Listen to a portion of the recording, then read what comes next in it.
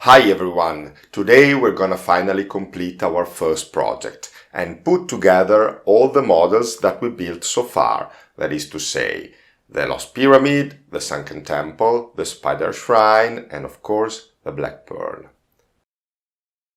It has been an amazing journey, and to complete this diorama it took me well over 1000 hours.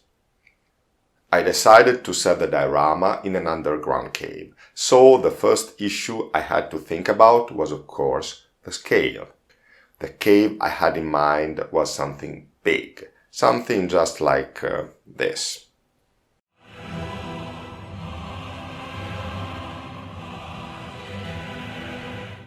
So I decided to go for the smallest available miniature I could find, that is to say 10mm soldiers.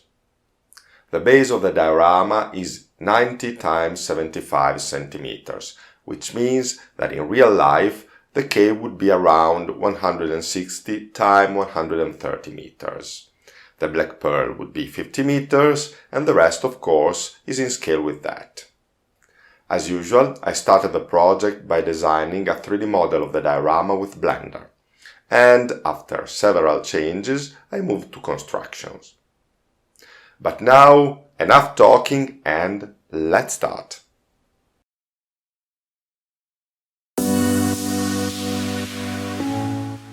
The first thing I built were nice frames to support the LED lights.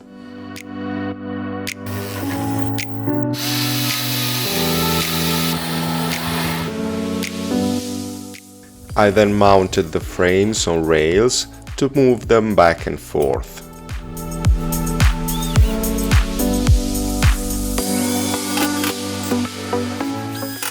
I covered the bottom of the base with tin foil to reflect the lights of the LEDs.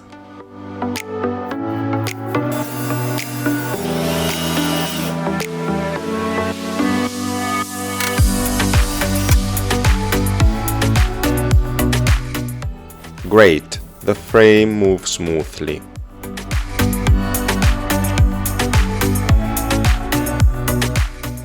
I glued the electric wires to the frame and then soldered the LEDs to the wires. The basic idea was to animate the lights. To move the frame, I decided to make a pivot with epoxy resin.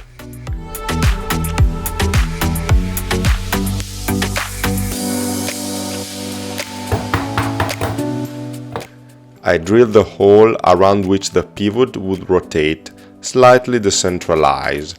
This way the rotation would have an acceleration and a deceleration.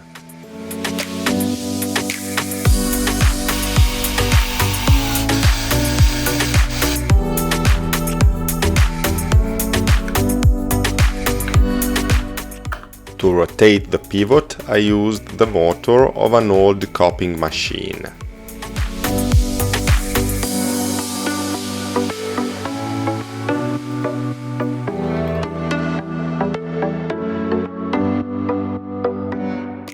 Okay, we finished the basement of the diorama. Let's build the base on which all the model will stand. For the base I needed a material transparent, resistant but also easy to cut, so I used 5mm plexiglass. To diffuse the light that would come from below, I used greaseproof paper. Below the Sunken Temple I wanted to place a rim with red lights, so I cut a paper with the silhouette of the rim and used it as guideline. To diffuse the lights I removed the greaseproof paper and sanded the plexiglass instead.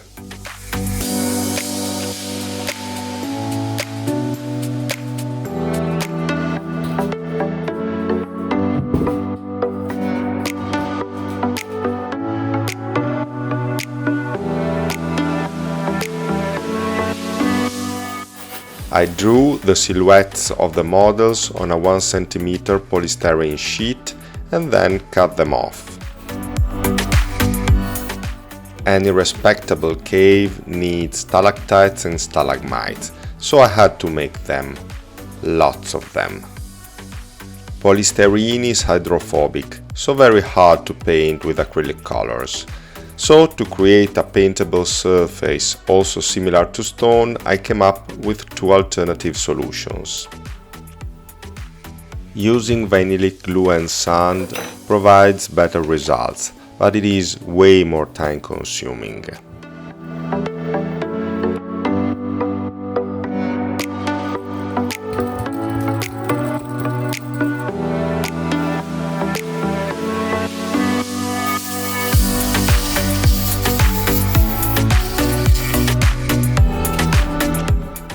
I then created some ruins that would end up underwater.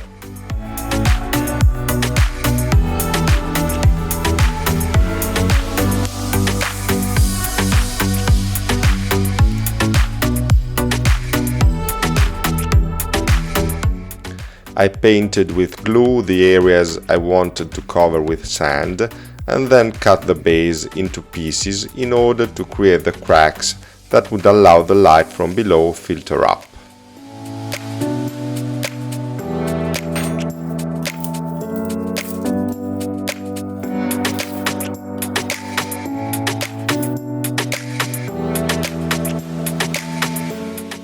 I then scattered random stones on the ground.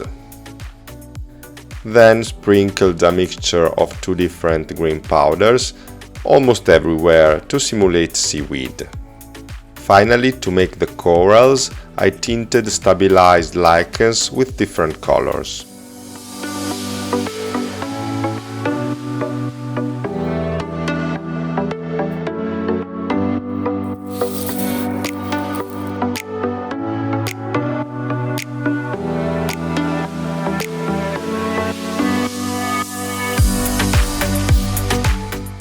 In the previous videos of this channel I created several buildings, so I decided to connect them with bridges.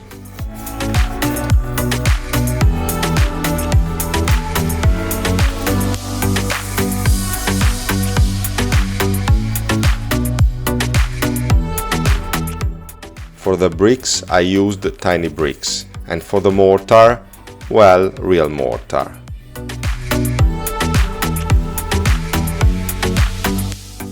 To simulate aging and decay, I crushed the edges of the bridges with a pair of pliers.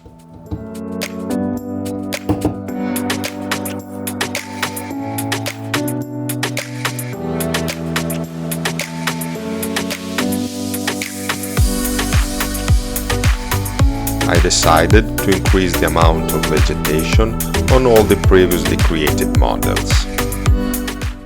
In the ceiling above the pyramid, I would later create a hole through which light could enter, making the cave much more interesting.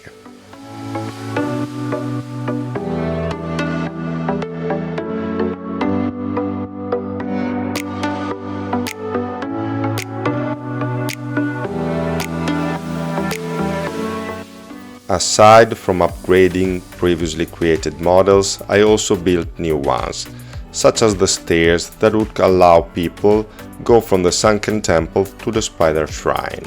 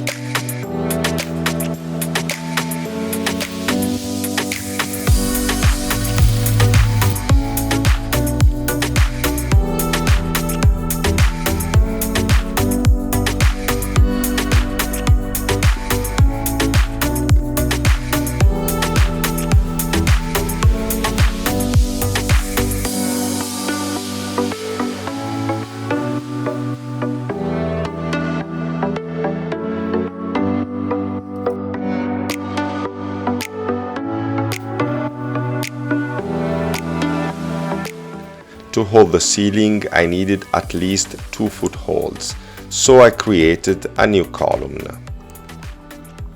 I made it with corkwood pieces glued together and covered in the same way I did for stalactites and stalagmites.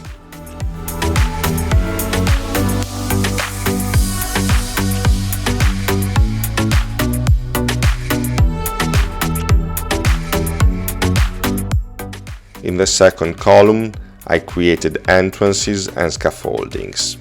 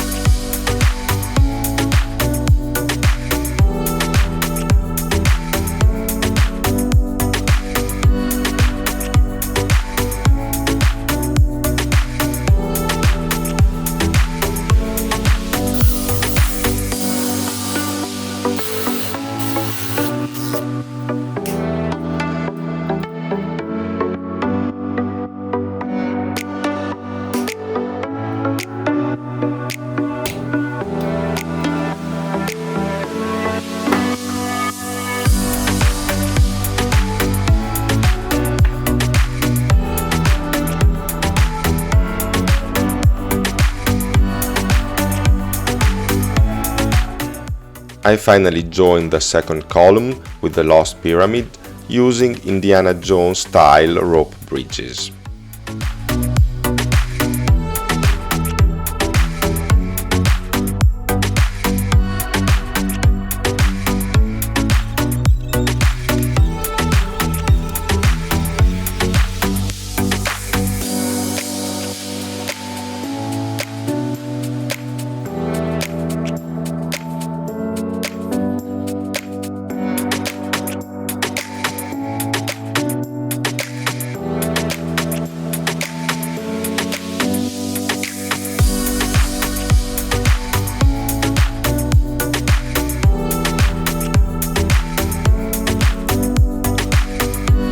I covered the hole in the plexiglass to avoid resin flooding the basement.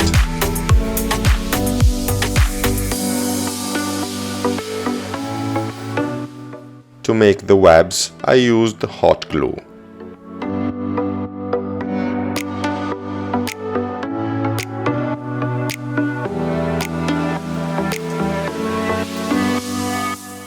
To make the water, I used 24 kilograms of epoxy resin tinted with lake green pigment.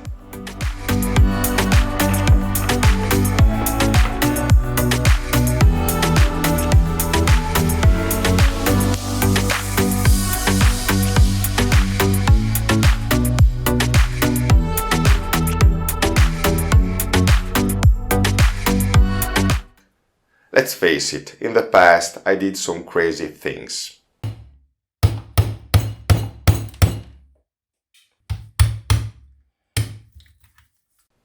But I'm not going to risk the black pearl and put it straight into the resin. Resin is extremely sticky. Imagine what would happen if I merged the hull of the ship and then it slightly tilted or even sunk. It would be impossible to clean the wood and the model would be lost. And that's not a very nice thing, isn't it? No, not very nice at all. So this time I decided to play safe.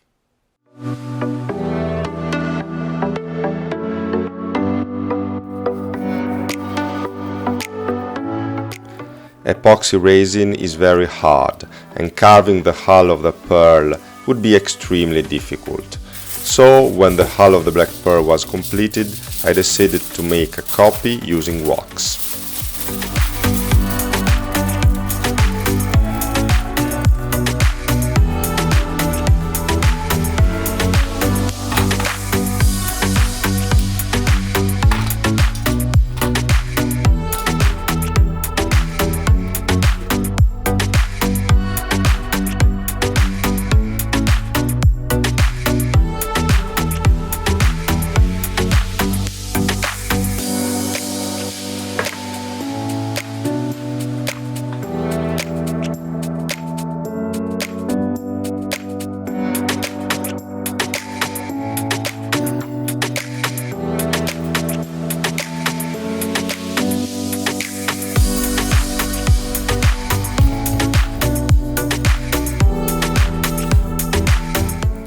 I used the plastic wax to smooth out the irregularity of the surface and then filled the mold with silicone rubber.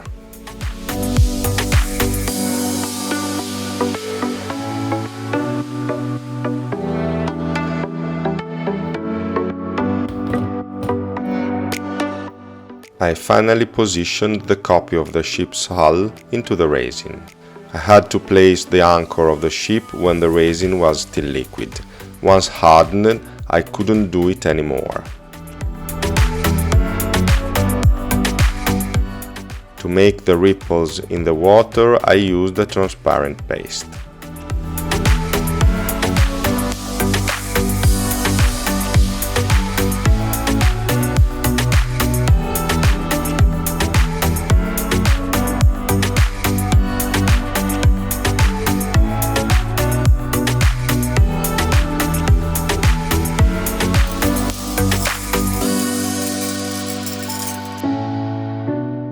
I finally placed the ceiling of the cave on top of the diorama.